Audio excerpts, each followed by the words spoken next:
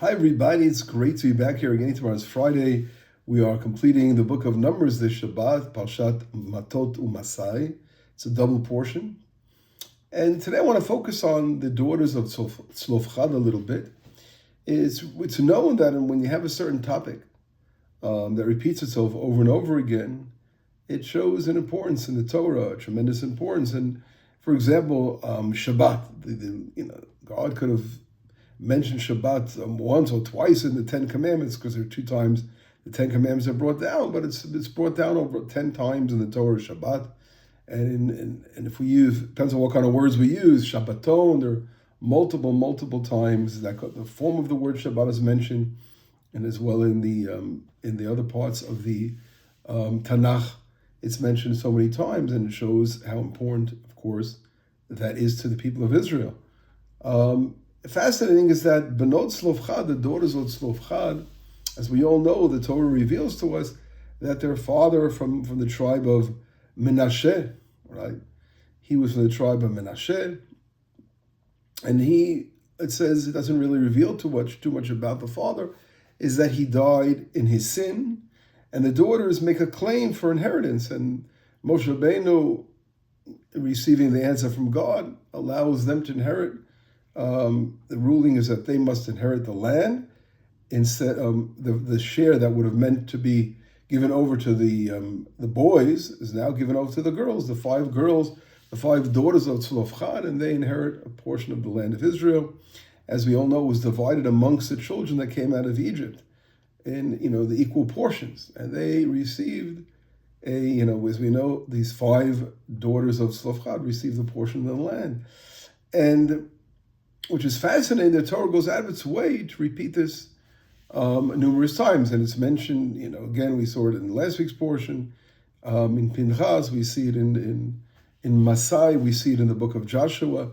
It's brought down in Chronicles. It's really very fascinating teaching. And what do we learn from this? It's really, and here in the past I've spoken about. I'd like to remind us a little bit about the things we learned about. Is that Tzlofchad, the father, he was a very, very special soul. And the Talmud has a very painful story. And it talks about, it reveals the reason why Tzlofchad died in his sin. What did he exactly die from? And the daughters, when we read about in the portion, we read about it last week in Pinchas, and the daughters told right out, they tell Moshe Rabbeinu that he did not die because of Korach, because of the sin of the revolt, the rebellion against Moshe Rabbeinu, but he died because of his sin. What was the sin that he died of? The Torah is purposely hiding it. And that's exactly what happens in the Talmud in Shabbat. In page 86, the Talmud reveals to us two possibilities of what he did. And Rabbi Akiva basically is the one to reveal what he did. Rabbi Akiva says Tzlofchad was the one who actually was the gatherer on Shabbat. It says, as we all know, there was one story of someone that received capital punishment for transgressing the Sabbath, during the desert times, and that person was gathering wood on Shabbat, and because of gathering on Shabbat, he was punished.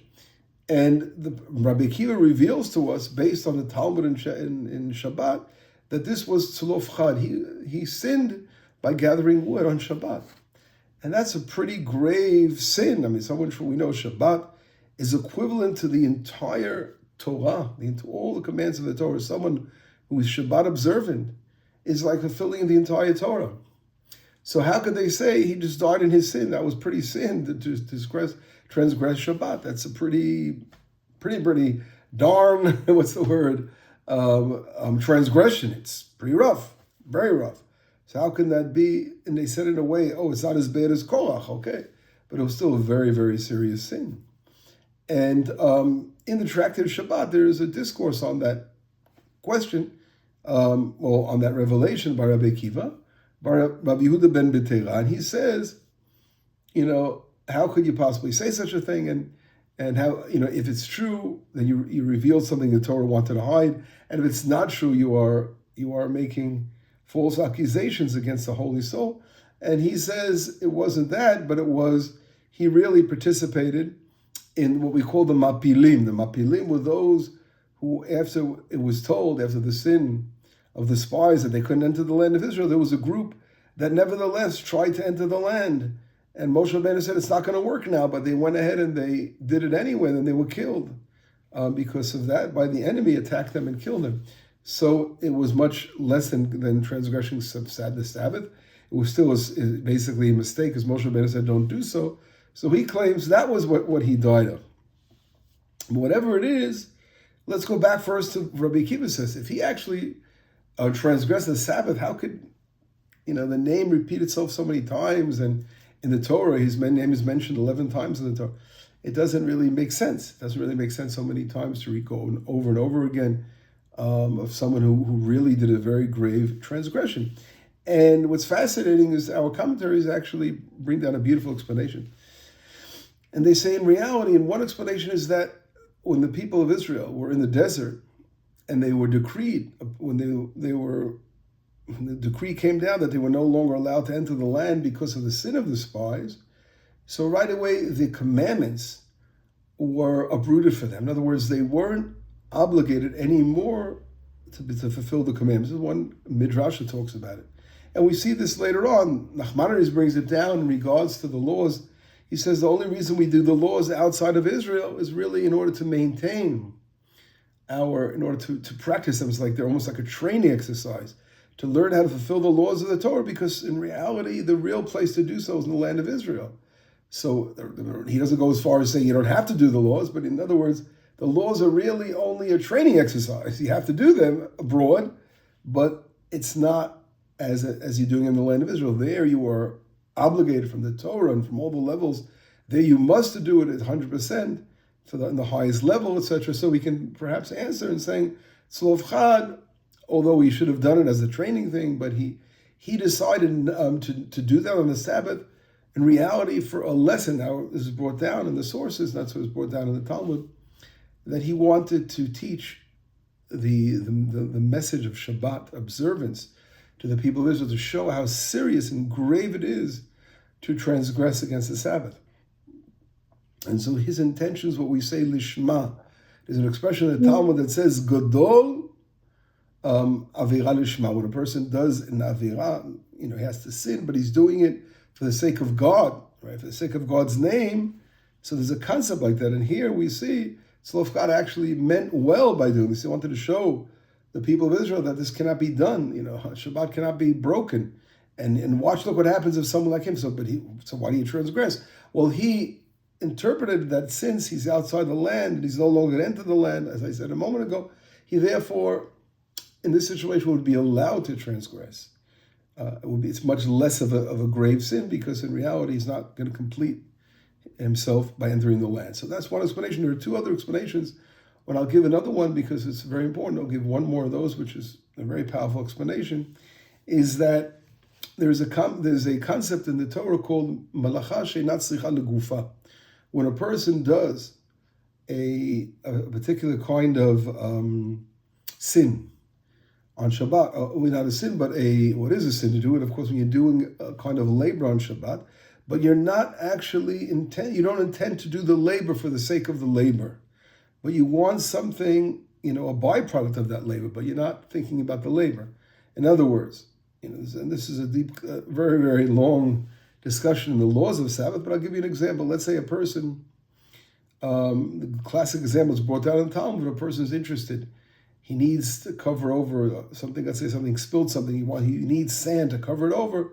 So he grabs a shovel, he starts digging to get sand to cover over what's spilled, but he committed a transgression, because what he did was, by digging a ditch, he's building, right? It's like a form of building, it's a form of plowing, whatever it is, if you want to call it, but he made some kind of structure.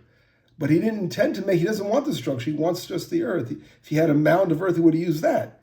So his intention wasn't for actually making that structure, making the ditch, but it was for the byproduct of the sand.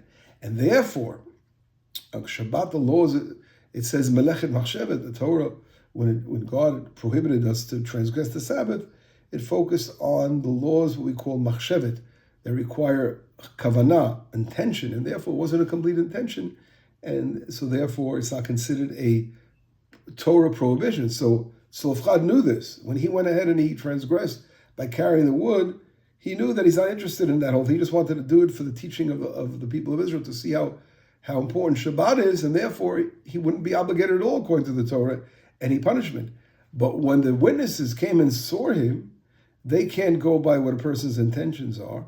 They have to go by the actual act. And there were witnesses that saw him do that transgression, and therefore he was obligated the serious punishment of that he received, which was so painful. But he himself, in reality, never really sinned, only because the impression of sinning, and that was, you can say, marit ayin, or whatever it is, but it was much less than a real sin of transgressing the Sabbath, of wanting to rebel against God, and it was a much different kind of thing. Whatever it is, so that, we gave some examples of what exactly might have happened over here, either the midrash that the Torah is really not applicable so much abroad until we come to the land, or because his intentions were only good and it wasn't considered a real doing of labor. But whatever it is, it was considered melacha shenatzlicha legufa. But whatever it is, that of course lowers in tremendous way the type of sin. It was all meant to, as we said before, like to do it, to teach, the people of Israel how important Shabbat is. The opposite, it was showing his devotion to God, and not, God forbid, the opposite. And that's really what Tzlofchad was all about. A man of devotion. And the other example that was brought down by, the other side of the picture, Rabbi Akiva gave the example of he was the gatherer. That's the sin he did. And Rabbi Yehuda ben Beteira, he says that he didn't, transgress the Sabbath. So he responds to the problem. He didn't do such a serious thing like that. But he tried to make aliyah. He tried to go to Israel after he was told not to go. So that's the transgression that's how he explains that thing. Whatever it is, we see these daughters, these 5 wonderful, special, precious girls that came from Tzlofchad. What do they want? They wanted to make sure their father's name. They were so devoted to their father, and they knew what kind of great man he was. And they wanted to do what they can to have that continuity. They wanted the father to have his name in the land and a piece of the stake of the land, as they were the only sole survivors of the family, because he only had daughters, and therefore they were very adamant and very, very, very strong-willed in trying to see to it that they're going to have a portion of the land, which is a fascinating thing. And as we all know, they were from the tribe of Menashe, right? Menashe had 2 portions of the land, one on the eastern side of the Jordan, and on our side, we are today on the western side, which is near here in Samaria, in northern Shomron area. As a matter of fact, if you stand on Itamar, we have the border between the tribe of Menashe and Ephraim. And today, there was very special, many people from the area, there was a hike led to a place where you don't go very often because it became part of the A territory. It's called Nachal Tirza, the river of Tirza, one of the daughters of Tzlofchad. There were 5 daughters, as we all know. Tirza is one of the daughters, Milka, Noah, Chogla, and Machala.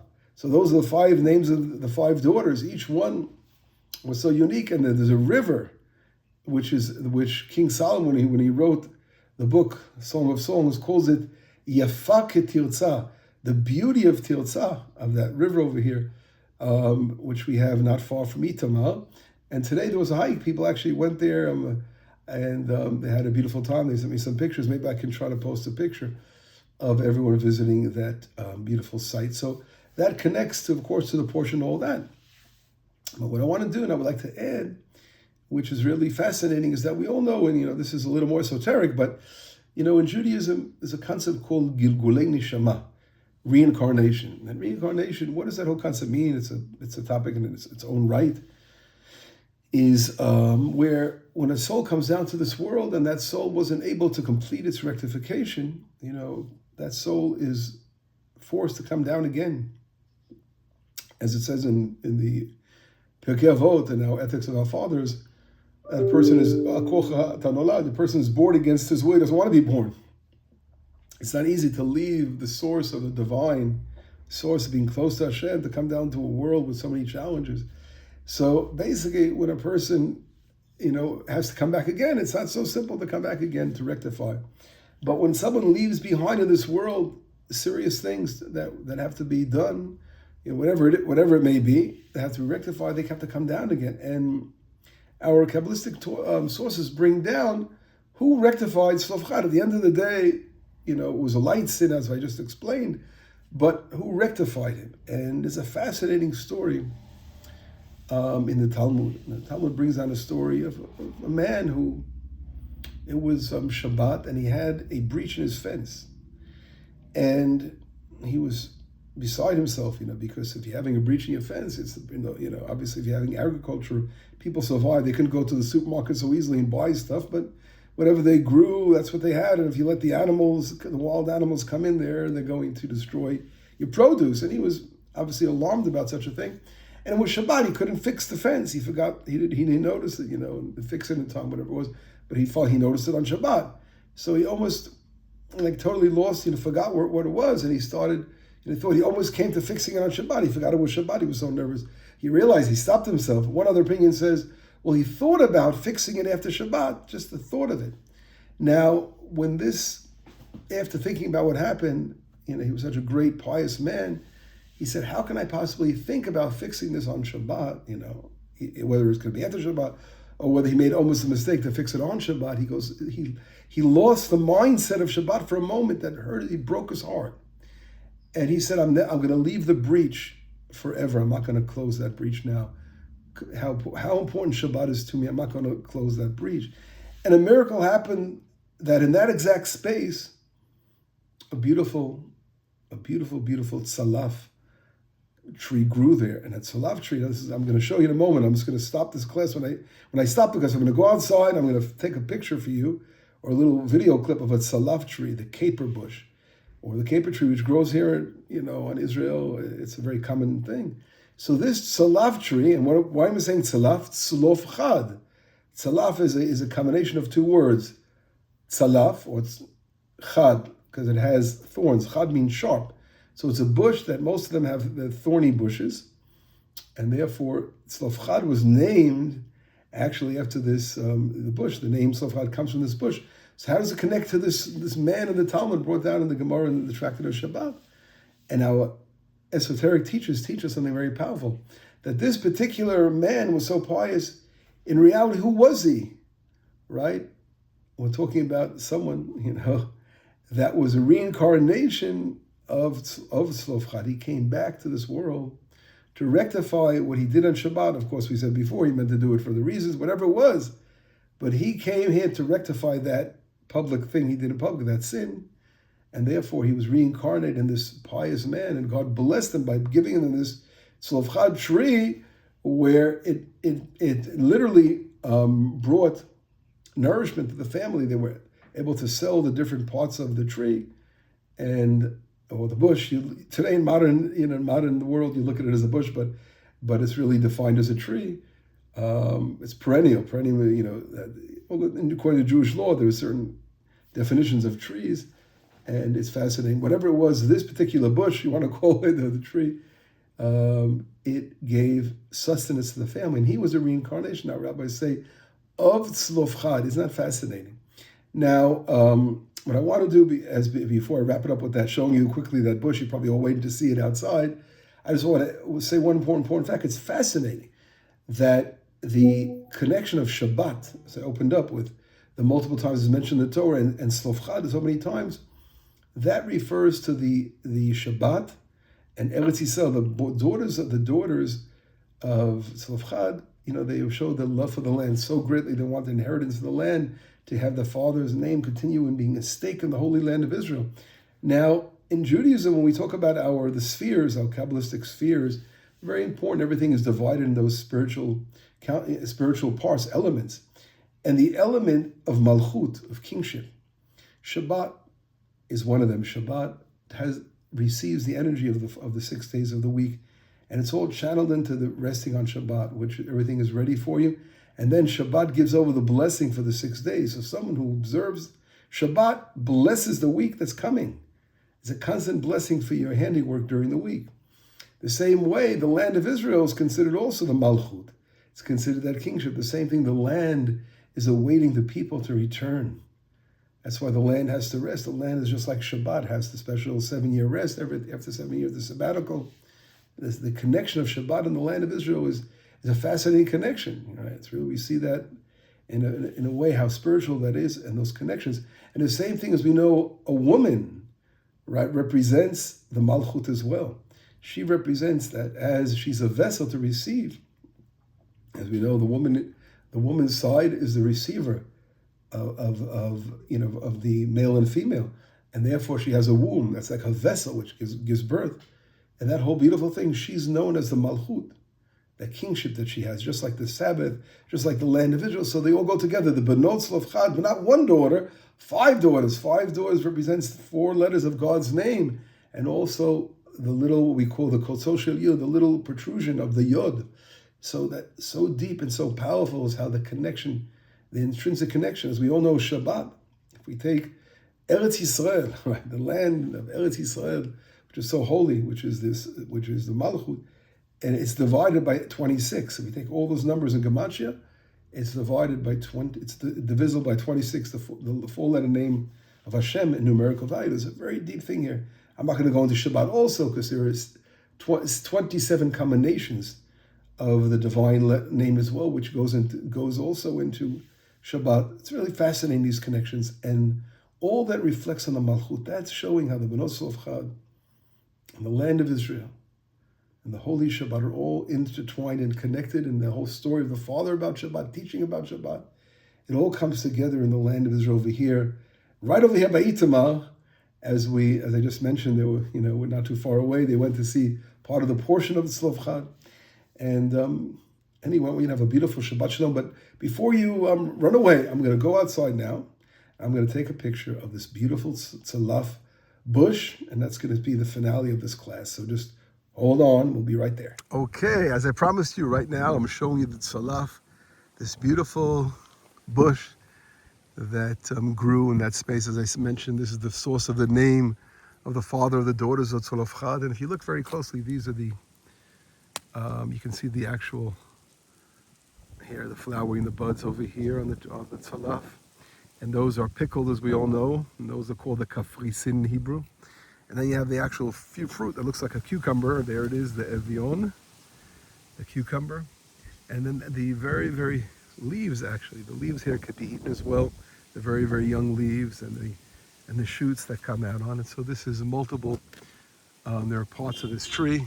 That's why people can live on the tzalaf, and that's why that man that loved Shabbat so much, his whole life became a caper man. A kappa is called, like Elazar Kappa is one of the great rabbis of the Tanaim who lived in the north, who made his living. You can actually see here's a flower. They flower very quickly, and then they fade, and they turn into these different fruit. As I said before, those are the fruit. Over there, beautiful, fascinating bush. Show you another angle of it. Here we go, right over here. Look how beautiful. Anyway, I want to wish you all Shabbat Shalom. It was great to be with you all. And if you come to Itamar, I can show you these things that grow naturally over here. It's fascinating. Shabbat Shalom.